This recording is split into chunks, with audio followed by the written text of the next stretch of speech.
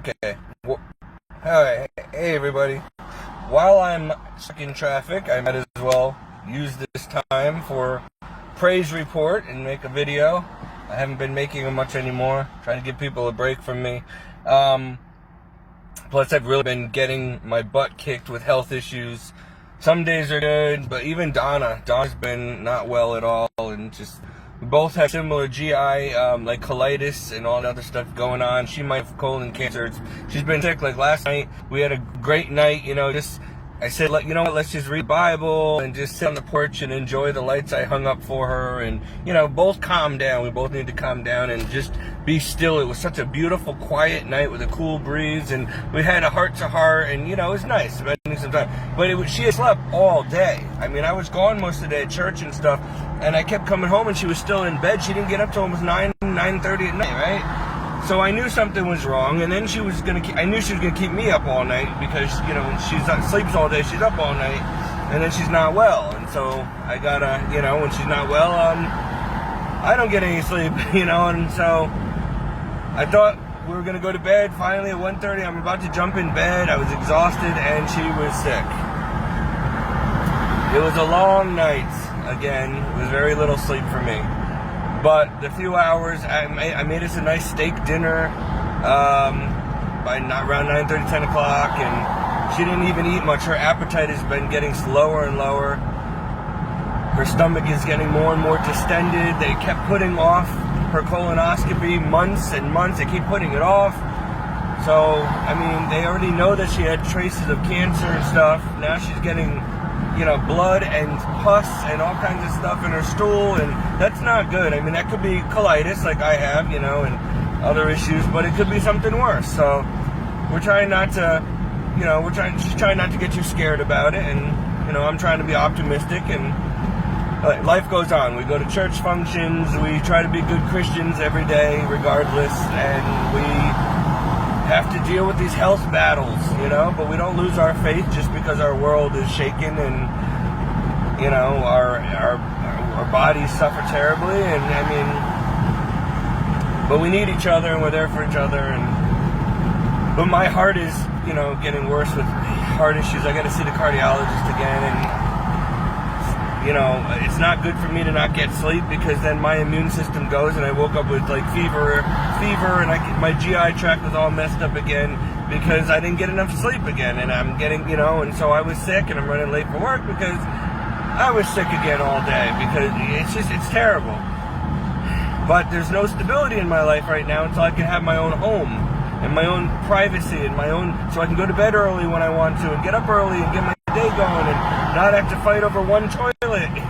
It's two people with Crohn's and colitis and other GI issues in one little toilet. Not good. But anyway, so I wanted to make this video about praise report, the power of prayer. I have been praying for years, since I moved into this mobile home park in 2015, for a neighbor to start going to church. One of them has been going to church. She has a lot of problems, and so I've been seeing her going more and more, and she got her father to start going over the years because of, me, but her fiance, husband, boyfriend, whatever she's living with, would not go to church, told me for years, I am not going. This Saturday, hell must have froze over, because, I just kept praying, and I told her to keep praying for him, and then eventually God will win him over. He'll come. She's been coming more often now, and then all of a sudden, I just get out of the confessional, and I see my neighbor, the one I've been praying for years, who would not come to church, right there with his girlfriend and her dad. And he was a little awkward at first, but I was just like, so glad to see you. And I just told him now on the way to work, I said, I'm very proud of you. Keep coming. That was a movement of God. We've been praying for years for you. I cannot tell you how long I've been begging and worried about you and trying to get you back to church. So it was, sometimes you don't see the fruit of your prayers and your sufferings. When you offer up sufferings and illnesses and stuff, you don't realize that sometimes God has you go through illnesses and other terrible things in life because He uses that And your faith during those times, I mean, John knows, I don't want to use his name, but my neighbor knows me very well, and he's known me since 2015, and he knows what I'm going through.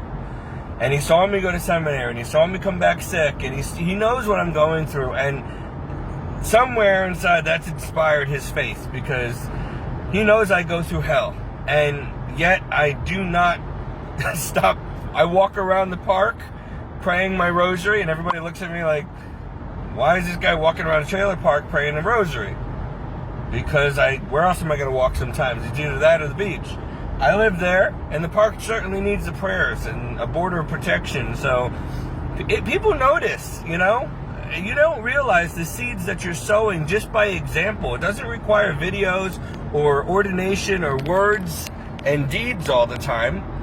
Sometimes it's just showing your faith, that you have real faith. And when people know you and they know that you're sick, you know, you're sick and everything's going wrong in your life, but yet you still keep your eyes on Jesus and keep going to church and keep praying anyway and keep telling people, hey, Jesus Christ is Lord, you know, don't worry about me and my suffering, you know, all for God, right? And so, sorry, I can't hold the phone anymore. My hands are cramping up today. It's another one of these neurological problems. Hold on. I lost it. So yeah, I don't know if you can see me. I can't see you. The sun's in the thing. But anyway, so the power of prayer and perseverance is very important in the Christian life. Oof, it's hot in this car.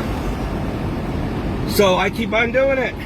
You know, because it is winning souls. And sometimes it takes 10 years before I see someone I've been offering my suffering for, or prayers for, to finally get back to church, finally convert, finally have a change of heart, finally, sorry, right now my hand, I can't use my hand because it's going through some kind of neurological issue again, you know, where I get paralyzed. Anyway, welcome to my life. So yeah, like I said, power of prayer, shove it, Satan. Yeah, keep going, no matter what's going through, because you need Jesus, and other people need Jesus too, and they need him through you. And you don't realize the seeds you're sowing, and the seeds of faith, even if it doesn't seem like it's having an effect, it does, and it will at the right time. You just keep doing it.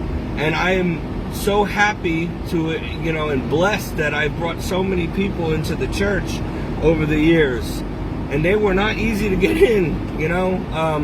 And then when I get them into that confessional and they come out 100 pounds lighter and they're so happy and they're crying and they feel free, and you know, and they start going to church, it changes lives. It really does. I've seen people healed. I don't know why the Lord doesn't heal me. He has in the past, but you know, it came back. So, but I've seen people healed of cancer, come out of comas. I've seen relationships restored. One time there was a young man I knew when I used to bartend at the clubs years ago, back in my 20s, and you know, this kid was gay and he had trouble with drugs, him and his brother. And so one day I go into the bathroom and they're doing cocaine in the bathroom stall, and I'm like, and I flushed their cocaine down the toilet. They were enraged, but later on the kid's like, thank you, because my brother kept pushing me to try to do that, and I don't want to do that. I actually want to come to Jesus, and I want to have a life, and I want to be a nurse, and I have big plans, but he's, you know, bringing me down the wrong road here, and I don't know how to say no and defend myself. And I'm like, then don't worry about your brother. You go to Christ and he'll come. Years later, I run into that same kid, and he was crying in the hallway at the hospital. I'm almost at work, so I got to make this quick. And I was there with my father. He was battling leukemia, and I was praying for my father, you know. And then I see this kid, and he's all upset, and he told me, he's like, I can't believe you're here. He's like, you know, you're still a Christian, this and that. He's like, can you help me? And I'm like, yeah. So we prayed together in the hallway. The problem was his father was dying of AIDS, and he ended up dying that night.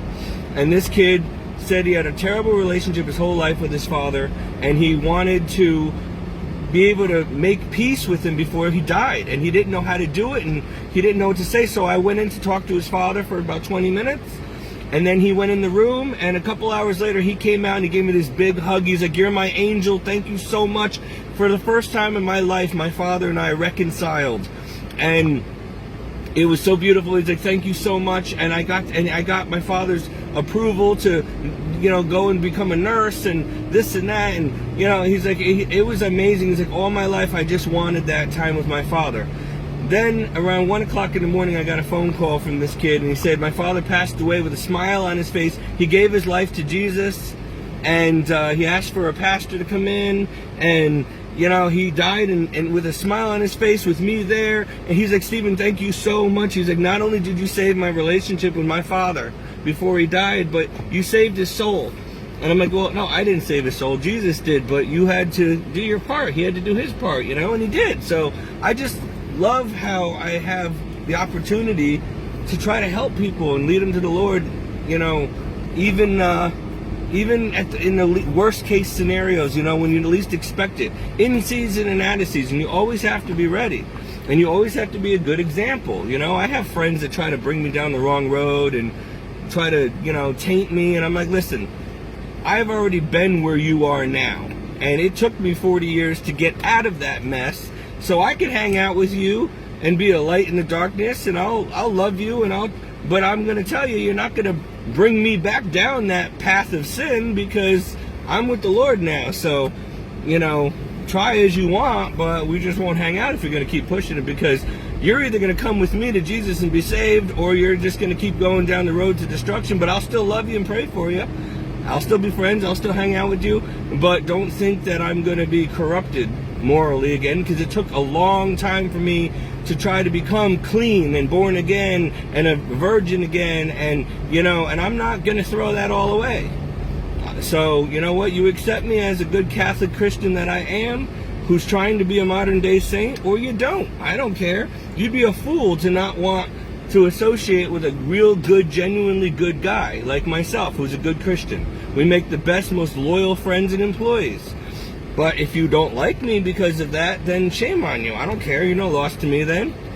But you should come with me, But hey, either way, just being around people, we bring Christ with us. And so that's why it's important to be a light in this dark world and to be the salt of the earth. And so Christians, take your Christianity, your Catholicism very seriously all the time. Because in due season, you will reap a harvest. And that's what this video is about. Yes, I suffer and complain a lot. Nobody likes to suffer.